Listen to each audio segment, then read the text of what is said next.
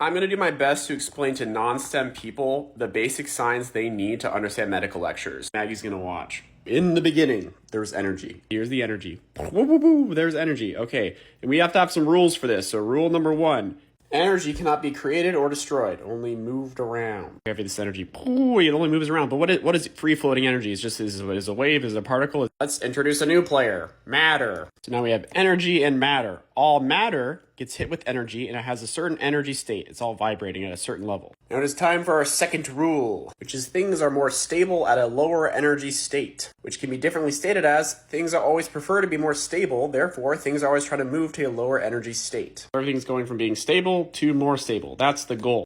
Everything is trying to go from a higher energy state to a lower energy state. Sometimes it takes energy to get here. For example, let's say you're a molecule and you're at this energy state, but you want to get to here. You're like, oh, I could be even more stable here. But you have to put a bunch of energy in to get up here and then come all the way down. So you just sit around waiting for energy to hit you, and then it knocks you into this higher energy state, and then you can go down and become more stable. When you move energy states like this, you give off some energy. Some of this energy is always transferred into the universe. It just goes out into the universe, just free floating. It increases the chaos of the universe. Think about that like an energy tax or a chaos tax. The chaos of the universe has to always increase. So no matter what reaction you do, tax man's got to take his tax, okay? It's called the Clausius inequality. There are no exceptions to this rule. Okay, so we have 2 players, energy and matter. We got 2 rules. Energy cannot be created or destroyed, and things like to go to the more stable or lower energy states. Let's make some forces. There are 4 forces in the universe. The first one is gravity. For some reason, all matter is attracted to other matter. It just be like that. It's a property of matter. But we're talking about the atomic level, and this force is so freaking weak, it doesn't even matter. It's irrelevant. I don't care about it. We're not talking about planets, so bye. Rule number 3 and 4 are the strong force and the weak force. These have to do with quarks. I don't give a shit about them. I'm not a physicist. Which leads us to rule number 2, electromagnetic attraction. This is a rule that I like because I am a chemist, the superior form of basic science. Fundamentally, all matter has a charge somewhere inside of it. Now, what even is a charge, you would say? I don't know. It's an arbitrary type of force that we've identified that just happens to repel forces similar to it and be attracted to forces different to it. So we just called it positive and negative. We have arbitrarily assigned a positive force to a big positive piece of matter. This is called a proton. And we have a negative charge assigned to something called an electron. And they are attracted to each other. So negative is attracted to positive. Positive is attracted to negative. Positive hates other positives, so they repel each other. Negative hates other negatives, and they repel each other. Time to introduce a new rule. Force of a proton is +1 positive charge. The force of an electron is -1 negative charge. So we have -1 and we have +1. This means they cancel each other out perfectly. So if there's a proton and electron together, that is a charge of 0. Electrons hate being alone. This kind of sucks because they repel each other, but they also want to be around a proton. Turns out electrons are less stable if they're just by themselves. So when I'm an electron and I'm circling a proton, I'm not sitting in any one space and time. I'm going around in a circle, and I'm actually more like a probability function. Now, no one really knows where I exist, and as I go around in this area, I create a net force going around it in addition to my charge, and it goes in a certain direction.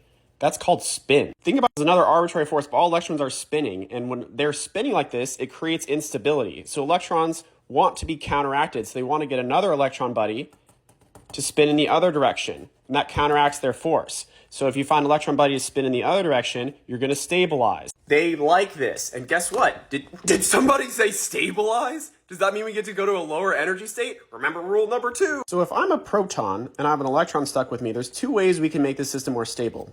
We can find a friend for my electron, we can stabilize him here, or we can just get rid of him. But wait, what happens to that charge now that we have that extra guy?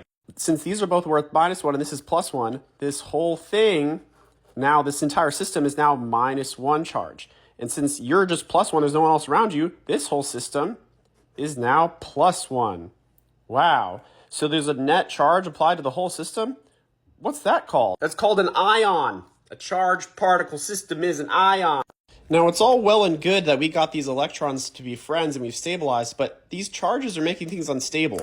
So we won on the electron pairing front, but we lost on the ion front, the charge front. What if there's a way to have our cake and eat it too? We got one proton electron over here. He's like, okay, I've got my proton and electron, and you've got an electron. Way we could have our electrons share, and we don't have to have a charge. This guy's, wait, are you thinking what I'm thinking? Yeah, man, I'm thinking what you're thinking. What if we split these electrons, bro? And that's literally what they do. So you have a positive charge, a negative charge, a negative charge, a positive charge. Wait, the whole system is net zero, and the electrons get to be friends with each other. And so they kind of sit here in the middle. They occupy all this space at the same time. They sit here in the middle, and these guys get to stay connected. Wow, it's like they're bonding over sharing the electron. Whoa. We're going to do real chemistry notation now. This big positive ball, he's just a proton. A single proton is known as hydrogen. That's it. So we're just going to call it H for hydrogen. And a single electron, well, he's just going to be a dot. That's all we do in chemistry, just put dots for things. So this bond between these two hydrogens can be represented by two dots between them. Anytime we have a bond in chemistry, we have two dots like this, we just connect them. Shows that they're connected in a bond. Hydrogen prefers to be stable like this. It's actually the best combination because they win on both fronts, the charge front and the electron pairing front. So that means hydrogen exists naturally like this. And so when there's two hydrogens hanging out together, we go hydrogen, and there's two of them, H2. Wow, so this is hydrogen gas, guys. It's a common theme in chemistry for you to have these different bonds pairing and achieving different levels of stability. For example, carbon has 6 protons, which means it cancels out with 6 electrons. It keeps 2 in its inner circle here, and then it has 4 single electrons that hang around on the outside. So if it wants to do what the hydrogens did and share with buddies, it's got to find 4 different buddies to share with. And the easiest guy around to bond with is just going to be this H. Super stable, 4 bonded friends. This is called methane. You know what's really unique about having 4 different building block arms like this? You can build a lot of different structures. It's really cool geometrically because you can construct like this, and you can go like this, and you could stack up, and you could stack down. When you have this carbon-based system, you can actually construct life from it. All life is based on carbon. Carbon is so good at sharing, you can substitute just about anything here. Just think about Legos. You're plucking and playing. So here we could just go carbon, carbon, 1, 2, 3, 4. As long as the 4 here is satisfied, that's great. What if we just want to stack up these guys? So when carbon binds to oxygen, it doubles up on the bonds. These are called double bonds. See how versatile carbon is? Okay, now we're going to introduce a new concept. Polarity. This is our new guy. This guy is really important.